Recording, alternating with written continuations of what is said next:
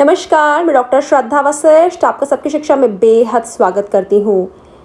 केंद्रीय विद्यालय संगठन ने जारी कर दी है नई रिवाइज्ड एडमिशन गाइडलाइंस, यानी कि दाखिले संबंधित दिशा निर्देशों को फिर से जारी किया गया है, जिसमें कुछ उन कोटाओं को हटाया गया है जिन पर पिछले कुछ दिन पहले ही रोक लगी थी। जी हाँ, आप में से बहुत से लोग मुझसे पूछते हैं कि क्या अब एमपी कोटा के माध्यम से दाखिला होगा। तो इस सवाल का जवाब खुद केंद्रीय विद्यालय संगठन ने नए दिशा निर्देश के माध्यम से दे दिया है। और वह नए दिशा निर्देश आज मैं आपके लिए लेकर आई हूँ। आपके सामने है ये नए दिशा निर्देश और इसमें मैं विशेष प्रावधान की ओर आपको लेके जा रही हूँ, यानी कि स्पेशल प्रोविजंस जिसका हिस्सा रहा है एमपी कोटा।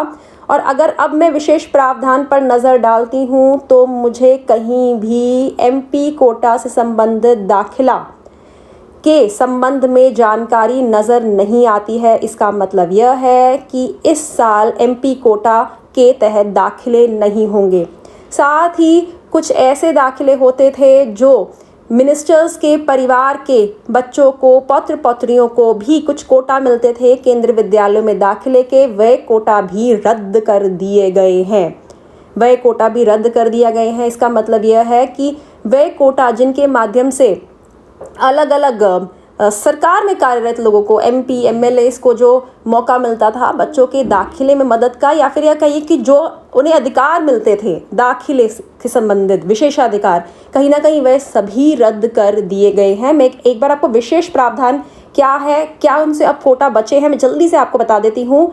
शुरुआत में आर्मी कोटा के बारे में दिया गया है 31 अगस्त तक इस संबंधित दाखिले होंगे। केवीएस एम्प्लॉयज़ के बच्चों के दाखिले जेओ के तो हैं। कहीं ना कहीं यह भी एक अफवाह उड़ रही थी कि केंद्रीय विद्यालय संगठन के जो में कार्यरत जो लोग हैं या फिर जो रिटायर हो चुके हैं उनके संबंधित जो कोटा है वह खत्म हो गए हैं। ऐसा कुछ नहीं हुआ, वैसे ही हैं। वह सेंट्रल गवर्नमेंट एम्प्लॉयज़ जो नौकरी के दौरान जिनका निधन हो गया उनके बच्चों को कोटा है। फिर ऐसे लोग जिन्हें परमवीर चक्र, महावीर चक्र, वीर चक्र, प्रेसिडेंट पुलिस मेडल, ऐसे बहुत सारे बड़े बड़े जो आप कह सकते हैं मेडल हैं वह मिले हैं, उनके बच्चों को दाखिले से संबंधित कोटा है। फिर रेसिपिएंट्स ऑफ राष्ट्रपति पुरस्कार इन स्काउट्स एंड गाइड्स भी है।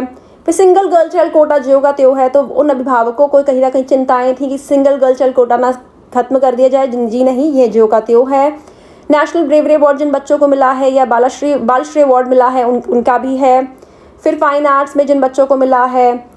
फिर उसके अलावा रॉ से संबंधित कुछ दाखिले होते हैं, रिसर्च एंड एनालिसिस विंग के एम्प्लॉयज़ के बच्चों के, और कोविड से इफेक्टेड जो बच्चे हैं जिनके परिवार हैं, और पीएम केयर्स के तहत कुछ दाखिले होंगे और जिन्हें निःशुल्क शिक्षा दी जाएगी। और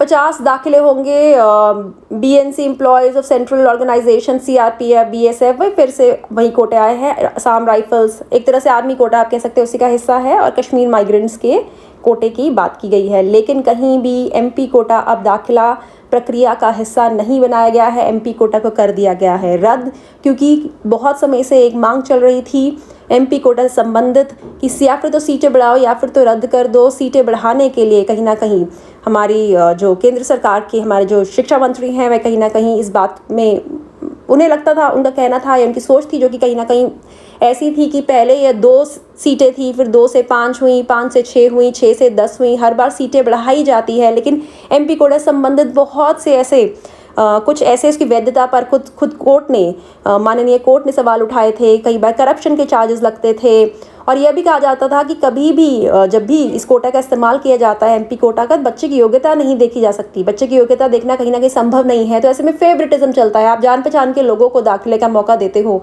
और एक एमपी की कहीं ना कहीं उनकी जिम्मेवारी है कि वे सबको योग्यता के आधार पर मौका दे, और इसमें योग्यता के आधार पर मौका देना कहीं ना कहीं असंभव माना जाता था। इसलिए ऐसे वह दाखिला प्रक्रिया का इसे हिस्सा ना बनाया जाए, ऐसा सोचा जा रहा था। और फिलहाल के लिए मैं ये भी नहीं कहूँगी कि फ़िलहाल के लिए एमपी कोटा को दाखिला प्रक्रिया का हिस्सा अब नहीं बनाया गया है, और मुझे नहीं लगता कि आने वाले वर्षों में एमपी कोटा को दोबारा इसका हिस्सा बनाया जाएगा। यह पूरी तरह से रद्द कर दिया गया है। और जो मिनिस्टर के बच्चों को कोटे मिलते थे उन्हें भी दाखिला प्रक्रिया का हिस्सा अब नहीं बनाया गया है। मिनिस्टर्स के बच्चों को और उनके पौत्र पौत्रियों को भी अब इस दाखिला प्रक्रिया के तहत कोई भी लाभ नहीं मिलेगा।